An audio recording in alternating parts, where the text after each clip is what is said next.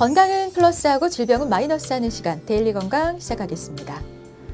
어깨는 우리 신체 중에서 유일하게 360도 회전하는 관절이라고 하죠. 활동 범위도 넓고 그만큼 사용량도 많아서 하루에 약 4천 번씩 움직인다고 하는데요. 이 때문에 우리나라 성인 10명 중 6명은 어깨 통증을 경험한다고 합니다. 자, 오늘은 대표적인 어깨 질환인 오십견에 대해서 정형외과 전문의 기영문 선생님과 함께 자세히 알아보도록 하겠습니다. 선생님 어서 오세요. 네, 안녕하세요. 정형외과 전문의 기영문입니다. 네, 반갑습니다.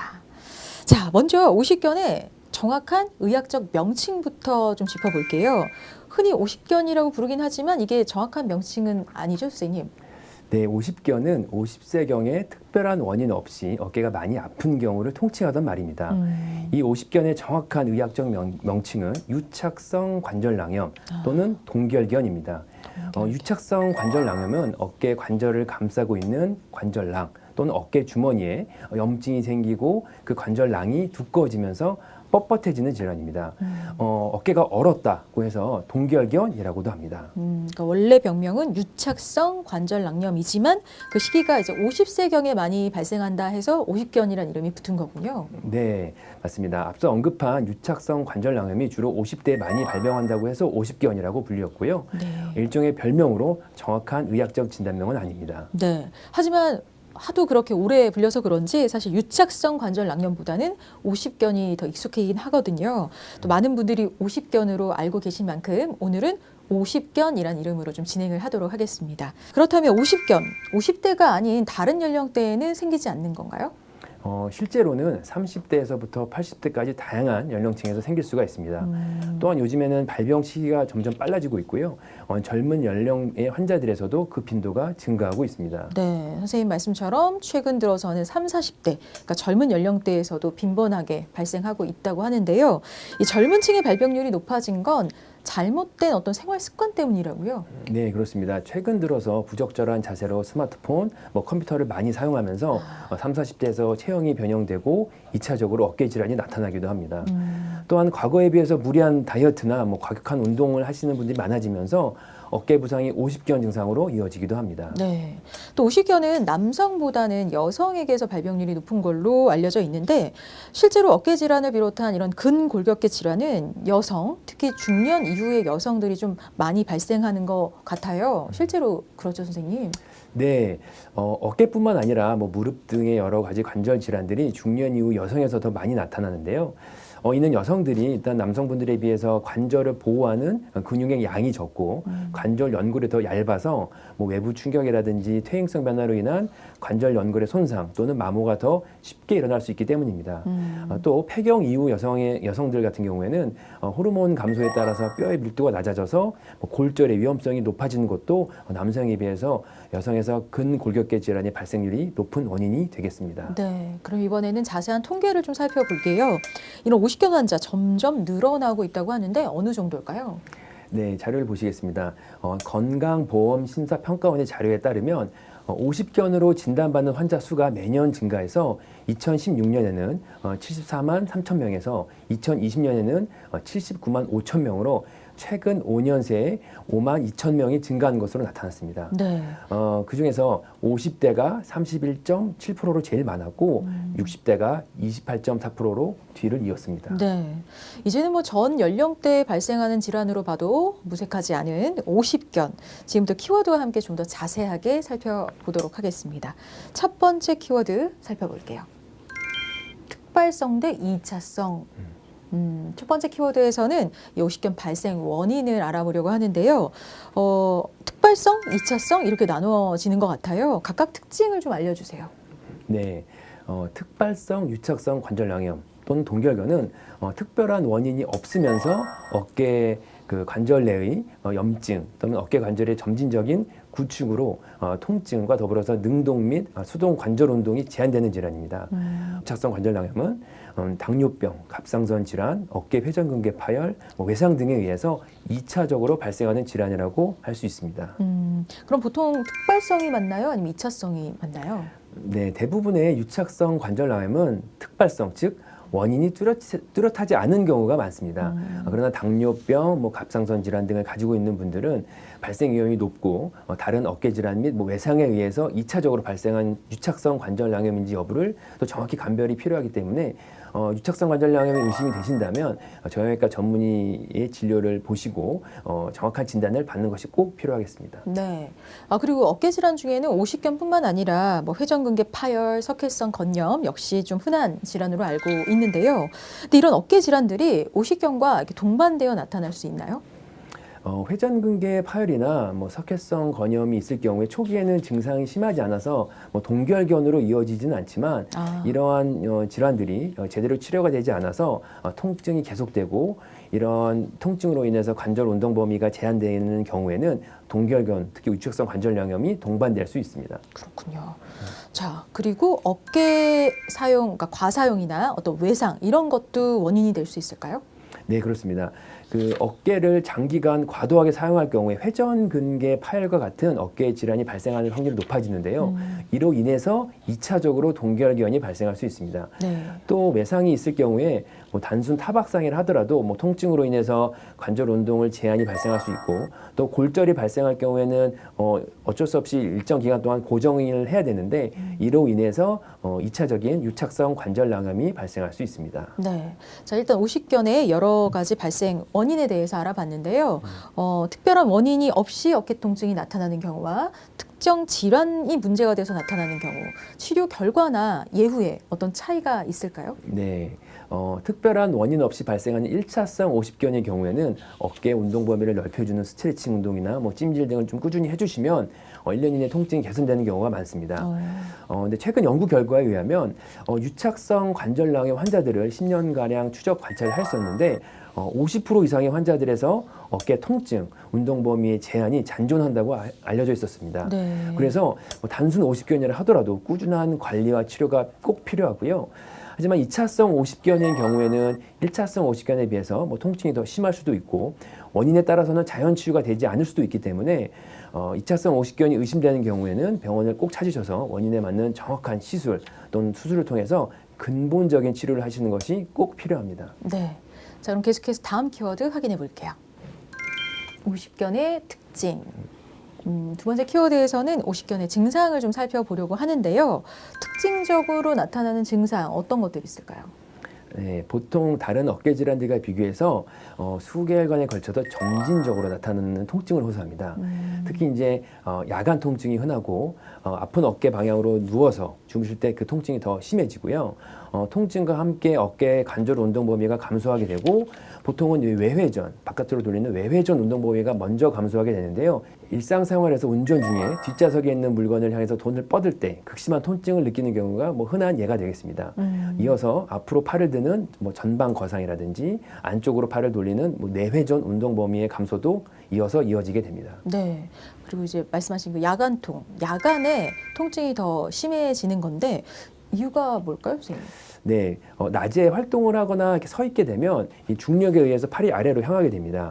그렇게 되면 이 관절 위쪽에 해당하는 이 견봉이라는 뼈가 있는데 그 견봉과 그 어깨 관절 사이에 견봉화학 공간이라는 공간이 유지가 되는데 밤에서 누워 주무시게 될 때는 이게 중력이 비교적 약해짐으로써 견봉화 공간이 이제 좁아지면서 그 염증과 그다음에 통증이 있는 그런 구조물들이 주변 어깨 구조물들과 마찰이 되면서 통증이 더 심하게 나타나기 때문입니다. 그렇군요. 그래서 유착성 관절낭염의 증상이 심하신 환자분들 중에 밤새 앉아서 주무셨다고 하신 분들도 있습니다. 그렇군요. 자, 그러다 보면 우리가 일상생활에서 자연스럽게 할 수 있던 동작들에도 어떤 제한이 올 것 같은데 어떨까요?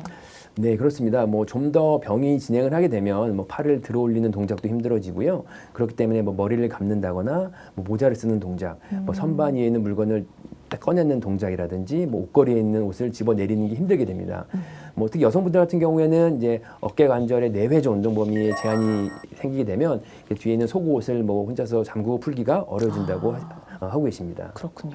근데 보통 이제 오십견이라고 하면 어깨 쪽의 통증만 떠올리긴 하는데요. 목이나 뭐 어깨나 팔이나 이런 부분에도 통증이 나타날 수 있나요?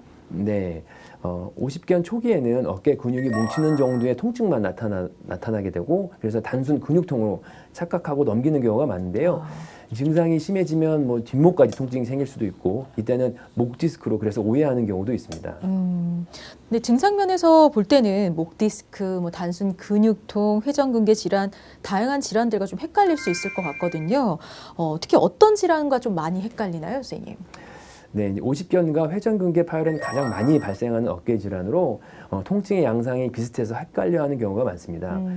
회전근개 파열은 뭐 어깨 관절을 감싸고 있는 4개의 힘줄인 회전근개의 염증이나 태아로 인해서 어깨 힘줄이 파열되는 질환입니다. 그래서 방치하게 되면 그 파열된 부위가 점차 커지게 되고 만성화됩니다.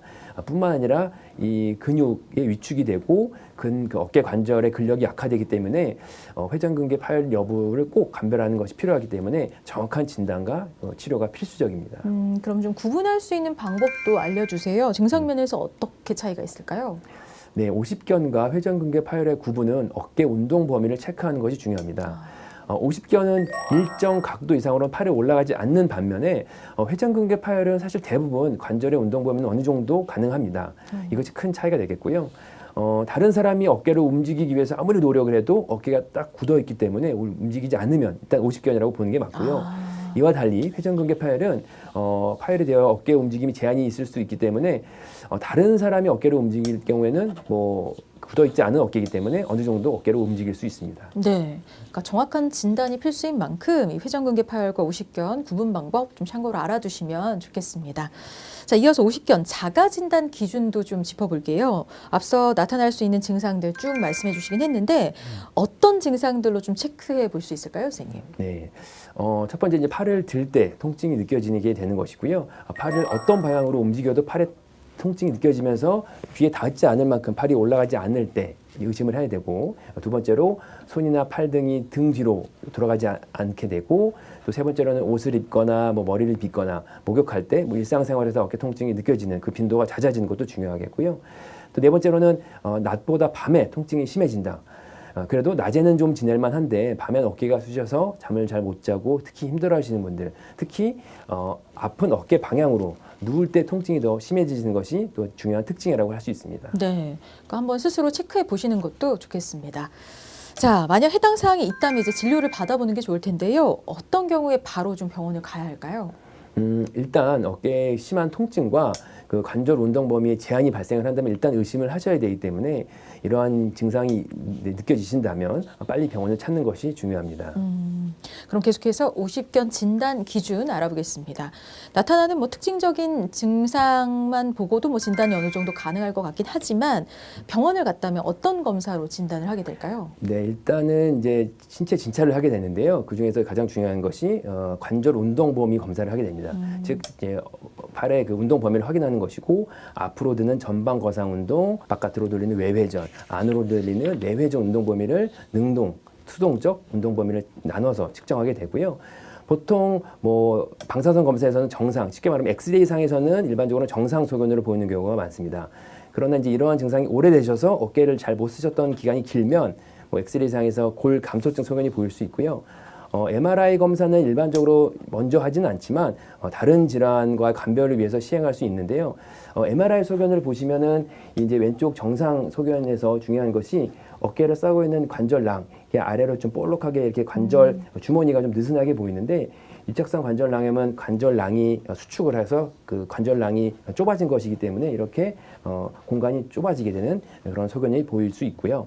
또한 염증으로 인해서 그 막 또한 관절낭의 막 또한 두꺼워지는 소견을 볼 수 있습니다. 그렇군요.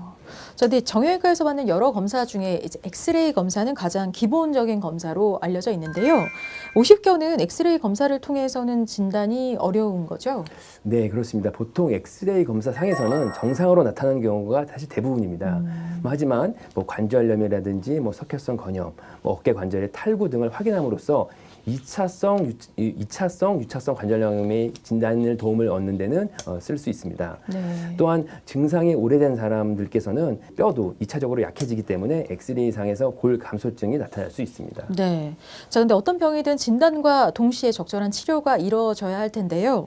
하지만 오십견은 시간이 지나면 자연스럽게 좋아진다, 뭐 이런 말들이 있어서 그냥 치료를 미루는 경우도 많다고 하더라고요. 자, 실제로 자연스럽게 좋아지는 질환인가요? 2년, 3년 안에 회복된다고는 하지만 사실 30-40%에서는 뭐 10년 이상의 장기간 어깨 관절 운동 범위가 제한이 남는다고도 알려져 있습니다. 또한 회전근개 파열 같은 어떤 어깨의 통증의 근본적인 원인을 놓치는 결과가 될 수 있어서 뭐 이게 단순 오십견이라고 넘기지 마시고 정확한 진단을 받는 것이 필요하겠습니다. 네. 그러니까 회전근개 파열 등 다른 어깨 질환이 원인이 되어 오십견이 발병한 경우에는 진단이 늦어질 수도 있으니까요. 오십견 자연스럽게 나을 거야 생각하면서 방치하는 일은 없어야 될 것 같습니다. 자, 그럼 지금부터는 오십견 자세한 치료법 알아볼 텐데요. 어떻게 치료하나요? 진단이 되면 비수술적인 방법으로 먼저 치료를 시행하게 됩니다. 소염 진통제나 뭐 경구 스테로이드 제제 이런 약물과 함께 스트레칭 운동을 포함한 재활 치료를 통해 보통 한 달에서 세 달까지 뇌의 증상이 호전을 볼 수 있습니다. 그렇군요. 그럼 대부분은 그런 비수술적인 치료로 좋아지나요?